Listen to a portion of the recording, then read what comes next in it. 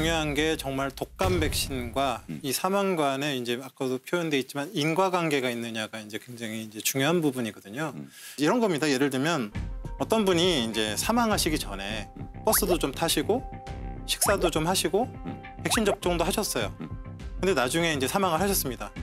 근데 실제적으로는 이 모든 행동들은 사망하고 아무 상관이 없고 기저질환이 악화되거나 심근경색이나 뭐 뇌경색, 뇌출혈 같은 급성질환 때문에 사망한 건데 이분이 이렇게 병원에 오셨을 때 알고 봤더니 며칠 전에 독감 백신을 접종한 게 나타나는 거죠. 실제적으로는 독감 백신이 이분의 사망을 일으킨 게 아니라 그 이전에 맞았던 어떤 일상적인 사건 중에 하나였을 가능성이 훨씬 더 많을 걸로 이제 추측은 됩니다. 기본적으로.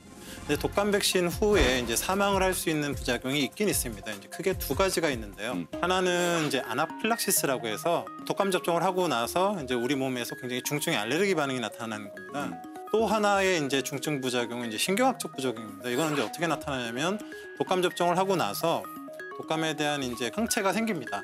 근데 그 항체가 이제 독감 바이러스를 공격을 해야 되는데 자가 면역 반응이라고 해서 우리 몸의 신경계를 공격을 합니다. 네. 이제 그런 걸 뭐 길랑바레, 밀레피셔 이런 증후군이라고 부르는데 이거는 항체가 생긴 이후에 부작용이 나타나기 때문에 보통은 이제 접종 후에 일주 이후에 나타나는 경우가 많고요.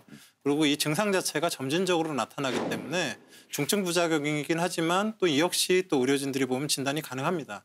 근데 지금 최근 들어서 이제 우리나라에서 나타나고 있는 그런 그 사망의 양상을 보면 접종 이후에 수일 내에 사실 어떤 그런 뭐 아나필락시스에 대한 그런 명백한 증거나 뭐 이런 신경학적 합병증의 증거가 없이 수일 내에 사망하신 그런 경과들을 이제 보이고 있거든요. 네네. 그래서 이제 이런 부분들이 사실 독감에 평소 나타났던 부작용에 의한 사망으로 보기엔 좀 어려운 부분들이 이제 사실 있는 게 좀 현실적이거든요. 저 교수님, 네.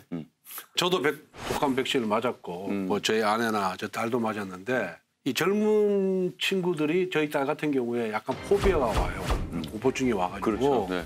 이거 맞았는데 괜찮을까 매일 걱정하면서 지내고 있거든요. 그런데 방역 당국은 백신과 사망 간의 인과관계 확인이 안 된다 이렇게 하는데 2009년부터 작년까지 25건 신고됐다는데 금년에 벌써 30건이라고 그랬지 않습니까?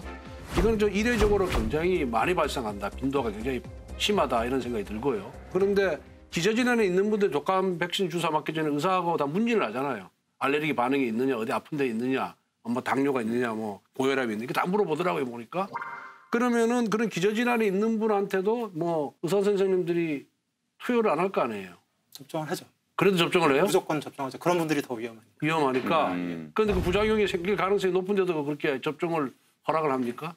그러니까 부작용이라고 생각하지 않는 거죠. 그러니까 지금 국민들은 이게 독감 백신 맞고 며칠 뒤에 돌아가셨으니까 이게 독감 백신 때문일 거다라고 생각을 하지만 전문가들 입장에서는 이분이 아나필락시스나 신경학적 합병증을 갖고 보여서 사망한 게 아니라 그러면 일단은 수긍하기가 어려운 거죠. 그러니까 대부분 실제로 과거에 신고된 것도 검사를 해봤더니 뭐 부검하고 전부 다 해봤더니 백신하고 아무 상관이 없고 그냥 기저질환 악화로 사망한 건데 그냥 국민들은 알 수가 없으니까 신고를 했었던 건수들이었다라는 거죠. 근데 저도 이제 궁금했던 것은 제가 이렇게 보다 보니까 로트 번호, 그러니까 제조 번호가 같은 백신 접종을 맞고 사망한 사례가 11번, 22번, 13번, 15번이라는 거예요. 과연 이 로트 번호라는 것이 같은 번호로 계속 많은 사람들이 맞을 거 아니에요. 그러면 사망 위험성이 실제로 더 있는 건지. 그 백신 회사에서 이제 그 어찌 보면 백신을 이제 이제 보통은 뭐 유정란에서 키우기도 하고 세포에서 키우기도 해서 바이러스를 키우게 됩니다. 그런데 한꺼번에 이제 조제를 몇만 개를 할 거 아닙니까? 한데 모아갖고 몇만 개를 만든 그 덩어리 하나를 로트번호로 보통 15만 개 이 정도쯤 됩니다. 뭐 이렇게 조금씩 다른데 그러니까 요 로트번호 안에 있는 거는 지금 같은 유정란에서 같은 조건에서 키웠을 백신일 가능성이 많겠죠. 그리고 이 안에서 무슨 오염이 되거나 문제가 생기거나 중간에 이물질이 끼거나 아마 환경적으로 문제가 생겼어도 요 안에 있는 것들이 같은 공통점을 가지고 쉽게 얘기하면 그렇게 만든 백신은 사람으로 치면 성이 같은 거지. 네, 뭐 비슷합니다. 그런 거죠. 비슷합니다. 김씨, 김씨 백신 이렇게 되는 거지. 그래서 이제 만약에 지금 사망자가 나오는데 같은 로트번호에서 계속 나왔다. 다른 데서는 아무것도 없다 그러면 이 로트번호 공정 만드는 광종이나 네. 그 과정에서 문제가 생겼다라는 걸 추정할 수가 있죠. 근데 지금 봤더니 뭐 이렇게 뭐 일부 겹치긴 하지만 실제적으로 굉장히 다양하게 나타나고 있고 제조사도 다 다르게 나타나고 있습니다. 우연의 일치일 가능성이 높다 이렇게 또 얘기하더라고요. 우연, 그냥 대부분 우연이죠. 이건